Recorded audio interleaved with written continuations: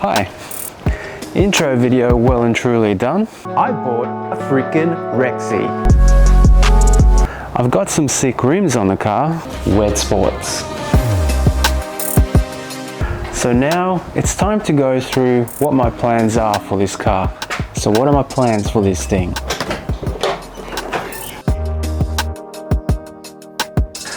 Well, as I mentioned in the intro video for this car, I plan to build a streetable daily driver that doesn't break the bank.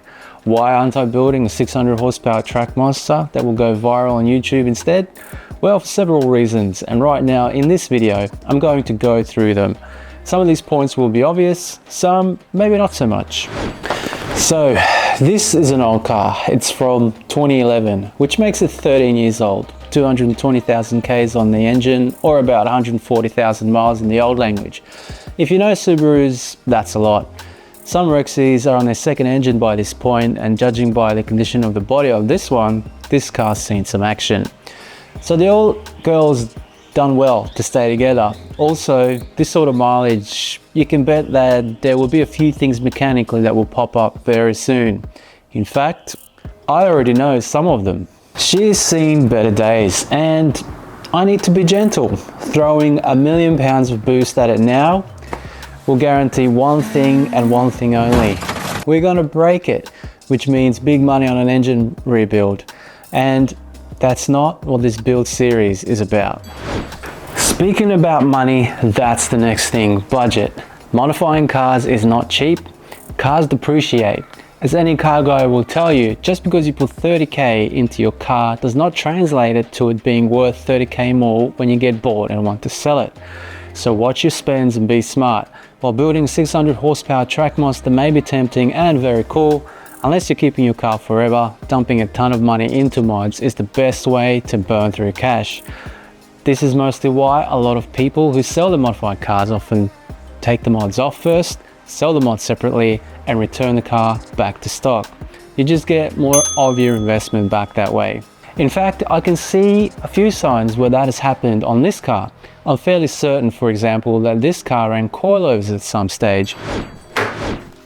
Let's talk about usability. Dumping 50 to 100k of mods into a car you drive every day can be a bad idea. Think about it. How often are you going to use all that power while you drive to work or go to the local shops? So while we all ooh and ah about those hero cars, driving 600 horsepower daily isn't always accessible, unless you like racing the cops. Misspent youth, long story. Look, don't take me wrong, there is a place for high horsepower cars on the street as a weekend toy, but as a daily build, I'm not sure. Also, high horsepower cars can be picky and hard to live with day to day because all that power can come with some trade-offs. Example, to handle all the power, you might have to upgrade the gearbox to something tougher. Definitely true for these, but that tougher gearbox may also be noisier or more agricultural as you toughen the internals, so it can ruin the car as a daily driver. Straight cut gears are awesome, but you get pretty sick of them by Wednesday morning's drive to work. I also have to consider how relevant builds are to you, my followers. As a YouTube build, I'm hoping to make these videos accessible to you, and what I mean by that is I want the build to be something that you could build as well.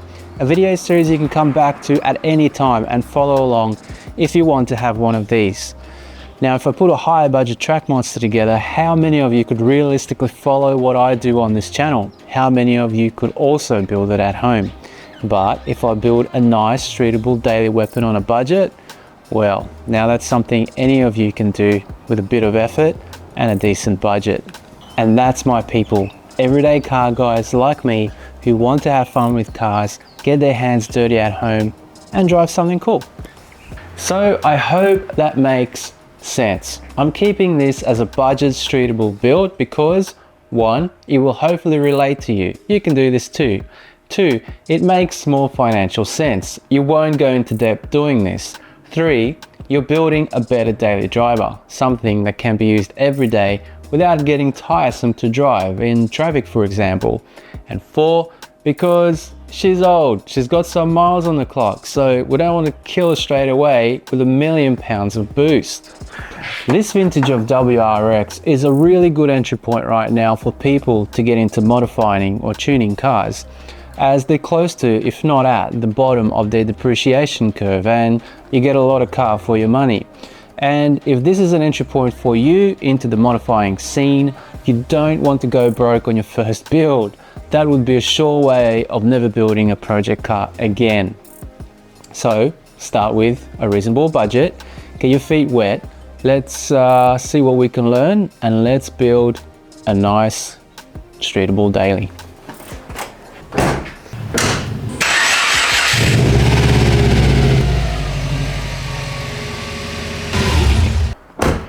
So what can we realistically achieve with this as a starting base?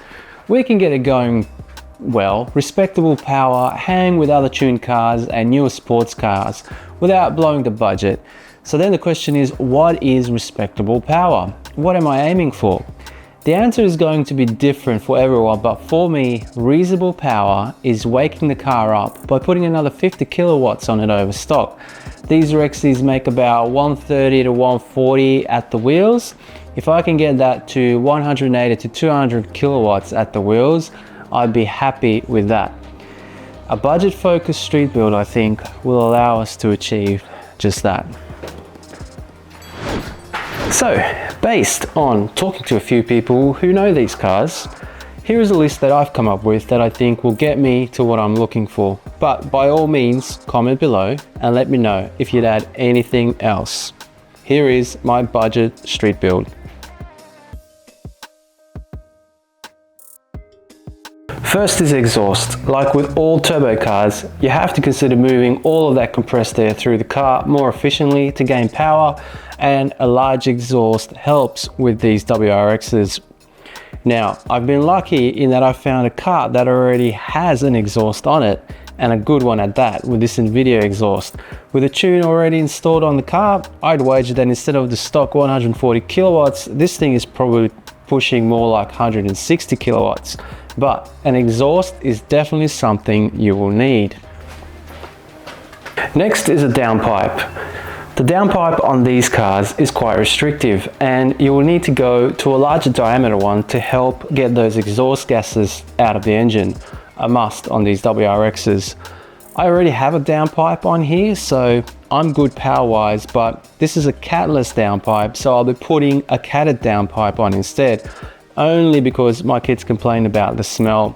I'll lose a couple of horsepower, but the power level I'm looking at won't make much difference. But yeah, if you want the most power, the catless that I already have is the way to go.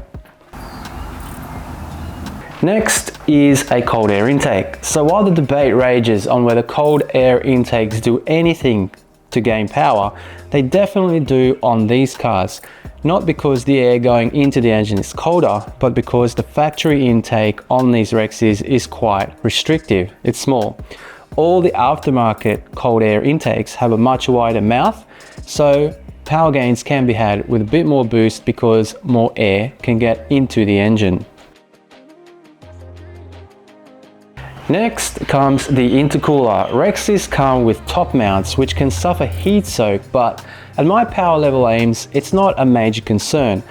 You won't have to worry about front mounts, which on a WRX are expensive due to the extra plumbing and routing that needs to be done. Top mounts are the way to go. And if you are worried about heat soak, there is a really cool solution that some manufacturers offer for top mounts. This is called a verticooler, and while it's a top mount, technically they sit upright and suffer from much less heat soak as a result. Unless you're chasing serious power, you really won't need much more than a top mount verticooler. Okay, the next thing will be a fuel pump. On a car this old or with this many Ks, it's going to be good preventative maintenance to change the fuel pump anyway. But to make sure all that extra air you're going to be pumping in and out of your engine with those exhaust and intake mods is matched by more fuel, upgrade your fuel pump. So mechanically, these items should get you breathing and chugging fuel better. So it's time to think about a tune. You will want a tune to adjust air, fuel and spark to the best point possible for power. And to tune these things, you're going to need a couple of things.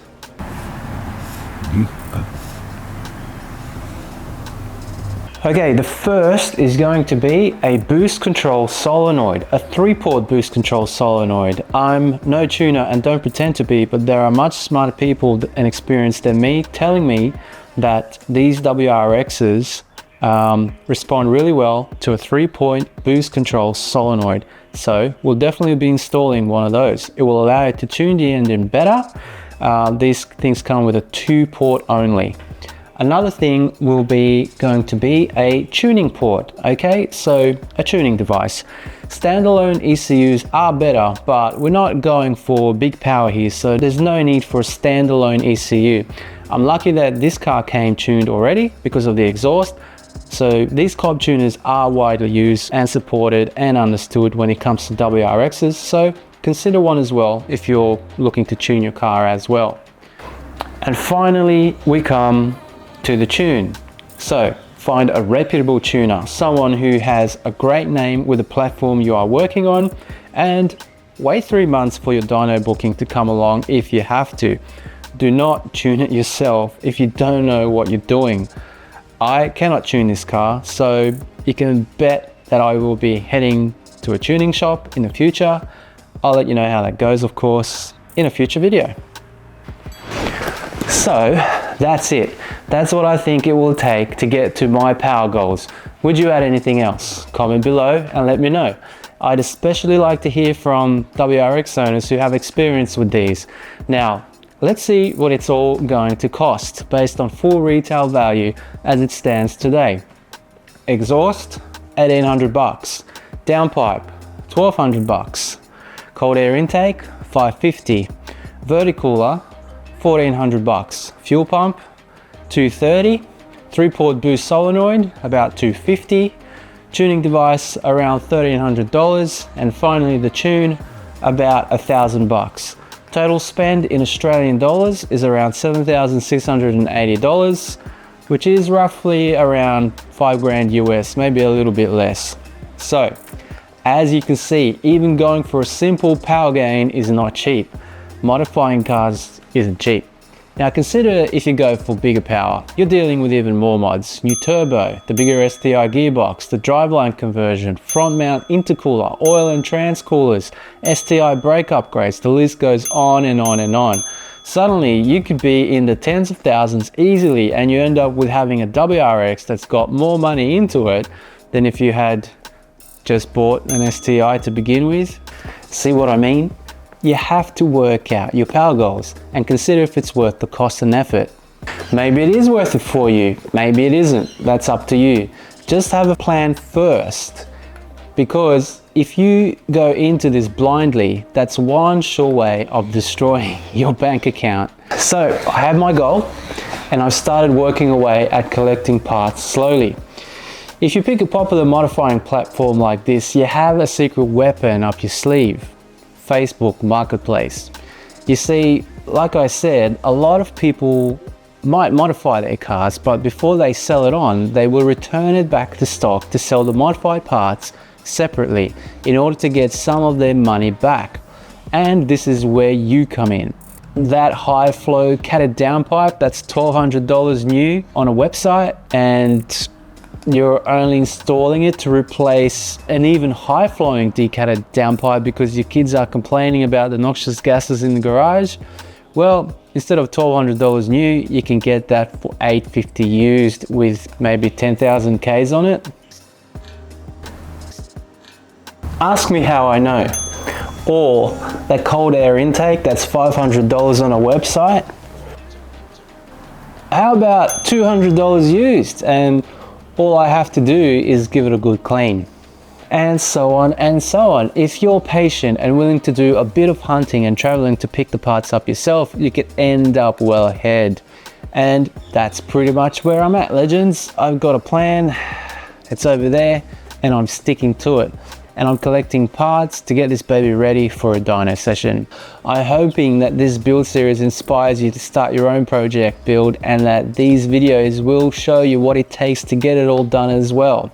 Also, where you can save a bit of coin too. Now, this is where I'm currently at. I've got a few more parts to find, and once I have those, I'll start releasing videos about adding them to the car. In the meantime, while I find these parts, I'll be getting a few cosmetics sorted, steering wheel, shifter, things like that. So I hope you stay around for those future videos and follow this journey as we turn this little beast into something wicked. A wicked daily. Ooh, speaking of which, yeah, that's gonna work just fine.